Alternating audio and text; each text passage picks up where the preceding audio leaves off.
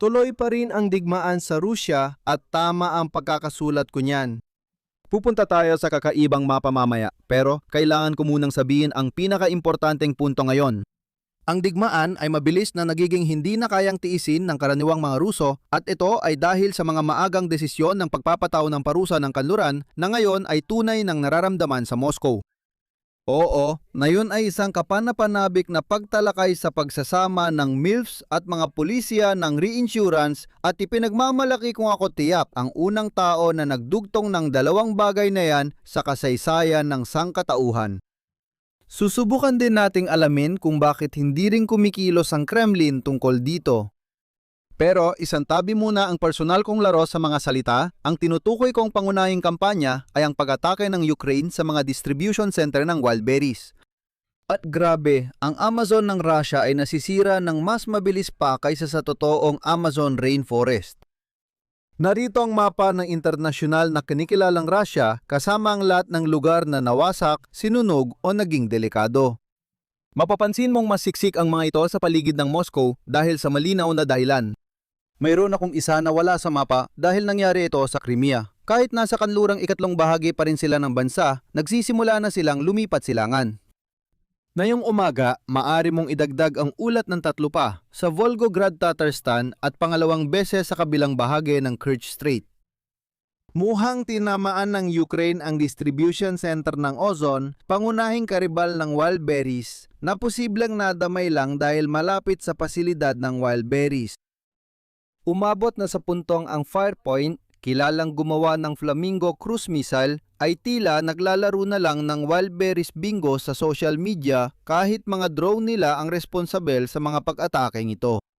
Oo, yun ang ibig kong sabihin. Hula ng tama ang susunod na target na lokasyon at maaari kang manalo ng isa sa mga Firepoint na keychain na ito. At kung nagtataka ka kung bakit tinawag itong MILF Tech dahil ito ay isang pampamilyang palabas tungkol sa digmaan, ang hinala ko lang ay ang ibig sabihin ng MILF ay Missing Inventory Logistics Failing. O baka naman dahil babae ang CEO at tinutokso niya ang mga gender stereotype tungkol sa mga babae sa industriya ng depensa. Sa totoo lang, ipinanganak siya noong 1972 sakaling kailangan pa ng mga mas matatandang millennial ng isa pang dahilan para muling pag-isipan ang buong buhay nila. Tuwang-tuwa ang Firepoint sa kaguluhang nagawa nila at ginagamit pa nila ang mga recording ng Russia tungkol sa pinsala para palakasin ang presensya nila sa social media. Kahit gaano ka-interesante ang MILF-based na social media, ang tunay na ugat ng problema ng Russia ngayon ay insurance. Oo, umatake na naman ang nakakabagot na lumang sistemang pinansyal. Kailangan ng mga negosyo ng insurance para maprotektahan ang sarili nila laban sa iba't ibang panganib na kinakaharap nila araw-araw. Maaring maganda ang business model mo na palaging kumikita, pero may maliit na posibilidad na may mangyaring sobrang masama. Siyempre, ayaw mong masira ng aberya ang negosyong dapat sana'y pagkakakitaan. Kumuha ng insurance para proteksyon sa malalang bihirang pangyayari. Ngunit sinisira ng digmaan ang operasyon. Ang business model ng mga kumpanya ng insurance ay pagsama-samahin ang panganib. Halimbawa, ang sunog sa pabrika ay isang bihirang pangyayaring mapaminsala para sa kumpanyang iyon sa lugar na iyon. Pero kung ang isang insurer ay sumasaklaw sa isang daang iba't ibang pabrika, mas mababa ang pagkakaiba-iba sa inaasahang resulta salamat sa ganda ng Central Limit Theorem. Kaya kung mokolekta ito ng premium sa bawat kumpanya, alam na may ilan sa kanila na masusunugan. Ayos lang yon dahil sapat ang premium ng ibang kumpanya para sa bayad, kaya kumikita pa rin ang insurer taon-taon. May dalawang pangunahing problema sa modelo ng negosyong ito. Isa ay malas. Kahit may Central Limit Theorem, may mga buntot pa rin sa distribusyon, kaya minsan maraming pabrika ang nasunog sa isang taon dahil sa sobrang malas. Nalulutas ang problemang ito gamit ang reinsurance. Narinig kong mahilig ka sa insurance, kaya kinuhanan kita ng insurance para sa insurance mo para makapag-insure ka habang nag-i-insure. Bawat individual na kumpanya ng insurance ay may mababang panganib ng malas, kaya pinagsasama-sama ng reinsurer ang panganib na yon sa parehong paraan na pinagsasama-sama ng mga insurer ang panganib para sa orihinal na mga kumpanya. Ito ang mahika sa likod ng industriya ng insurance na hindi na natin kailangang isipin bilang mga ordinaryong tao dahil lahat ng ito ay nangyayari sa likod ng mga eksena. Pero nagsisimulang magkaproblema ang lahat kapag wala ito at baka hindi mo mapagkatiwalaan ang kakayahan ng iyong kumpanya ng insurance na bayaran ka kung hindi ito umiiral. Tuloy tayo, ang pangalawang problema sa unang antas ng insurance scheme ay ang magkakaugnay na panganib. Kapag 3% lang ng pabrika ang nasusunog, maayos ang sistema. Kapag 97% ng panahon ay walang sunog at sa 3% ng panahon lahat sila ay nasusunog, bumabagsak ang lahat. O, ang kumpanya ng seguro ay magkakaroon ng maraming pera sa 97% ng panahon, pero sa 3% ng panahon, mawawalan ito ng kakayahang magbayad. Ito ang dahilan kung bakit kadalasang may force majeure clauses ang mga pulisya ng seguro, na karamihan ay naglilimita sa bayad kapag magkakaugnay ang mga sanhi ng pinsala. Maaring mukhang panlilin lang ito na ginagamit ng mga kumpanya ng seguro para ipagkait ang saklaw na dapat nilang ibigay, pero refleksyon lang talaga ito ng realidad. Hindi kayang bayaran ng mga kumpanya ng seguro ang lahat ng sabay-sabay. Hindi dapat bayaran ng mga customer ang posibilidad na yon at hindi rin sila dapat umasa na makukuha nila ang coverage na yon. Siguro alam mo na ang tinutumbok nito. Isipin mo ang issue ng korelasyon sa konteksto ng mga pambobomba ng Ukraine. Para gumana ang insurance, ang kaalaman sa problema ng pabrika ko ay hindi dapat magbigay ng impormasyon tungkol sa pabrika mo. Pero hindi ganon gumagana ang estratehikong pambobomba. Kapag nalaman kong sira ang distribution hub mo, may isip kong baka sira rin ang akin. Nakababahala sa lahat ang balitang inaatake ng Ukraine ang mga ito. Lalong lumalala ang sitwasyon. Habang dumarami ang nasisirang nakikita ko, tumataas ang posibilidad na nasira rin ang akin dahil mas nalalaman natin ang saklaw ng kampanya ng pambobomba. Walang silbi rito ang karaniwang insurance policy. Hindi lang ito tungkol sa mas mataas na panganib ng pagkasira. Masosolusyonan ng insurance companies ang problema sa mas mataas na premium. Ang ugnayan ng siyang problema. May solusyon pa rin dito na gamit ang insurance. Magtakda ng mataas na premium, tapos maghanap ng reinsurer. Ang reinsurer ay magpapataw rin ng mataas na premium. Ngunit kung marami silang insurer na kliyente, kaya nilang saluhin ang magkakaugnay na panganib. Basta hindi ito konektado sa ibang panganib na tinanggap nila. Dito pumapasok ang isa pang problema, lalo na para sa Rusya. Kakaunti lang ang mga reinsurance company sa mundo. Malaking kapital ang kailangan sa negosyo para masigurong matutupad ang mga garantiya. Nagkataon na ang pinakamahusay na reinsurer ay mga kumpanyang kanluranin. Ngayon, makikita mo na ang problema.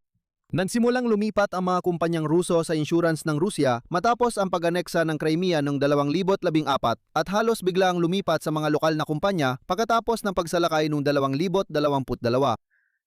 Kinailangang lumipat ang mga insurance company sa mga reinsurer ng Rusya. Pero pagkatapos, dalawa pa ang problema natin. Una, maliit lang ang mga Russian reinsurer. Sobrang liit nila para sa kailangan na yon.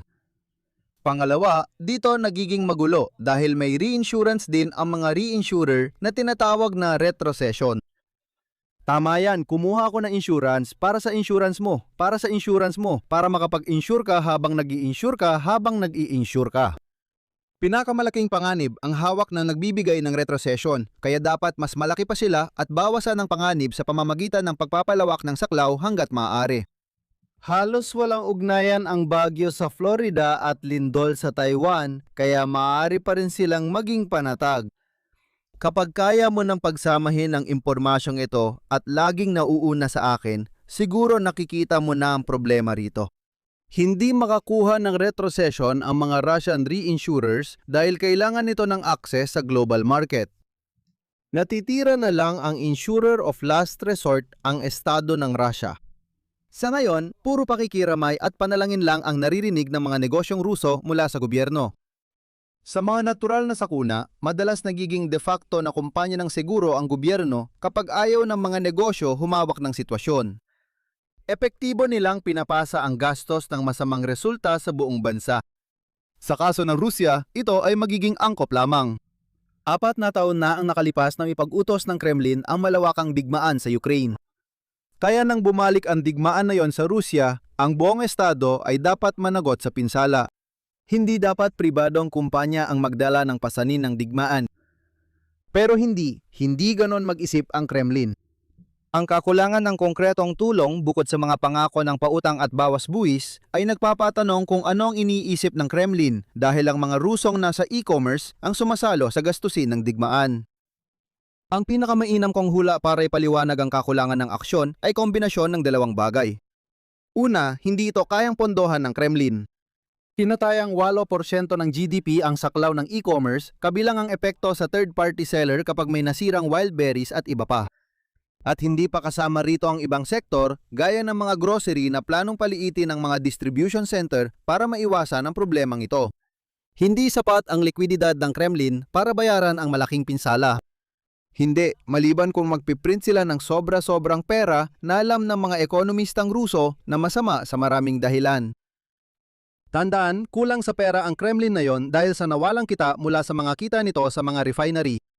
Kaya may usap-usapan na iiwan ng Rusya ang pagre-recruit sa ilalim ng kontrata at lilipat sa mobilisasyon ng 500,000 tauhan sa loob ng 2 buwan dahil mas mura ang huling opsyon.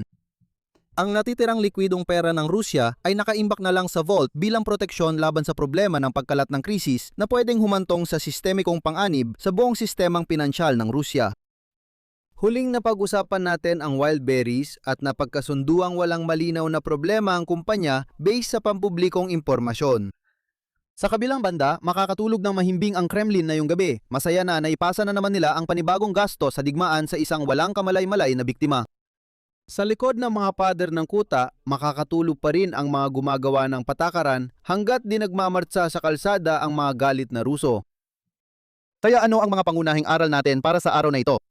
Tuloy ang mga pag-atake ng Ukraine sa wild berries at mukhang lumalawak pa sa mga kaugnay na target.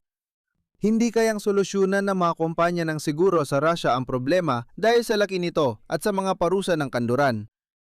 Hanggang ngayon, hindi pa rin kumikilos ang Kremlin para solusyonan ang mga problema kahit sila lang ang makakagawa nito. Samantala, maari mong balikan kung paano nagsimula ang lahat ng ito sa pamamagitan ng pagbabasa ng alinman sa 2 napakagandang aklat na tumatalakay sa pinagmulan ng digmaan. Tingnan ang deskripsyon ng video para sa karagdagang impormasyon tungkol sa mga ito. At kung nagustuhan mo ang video natin ngayon, paki-like, share at subscribe at magkita tayo bukas. Ingat ka lagi!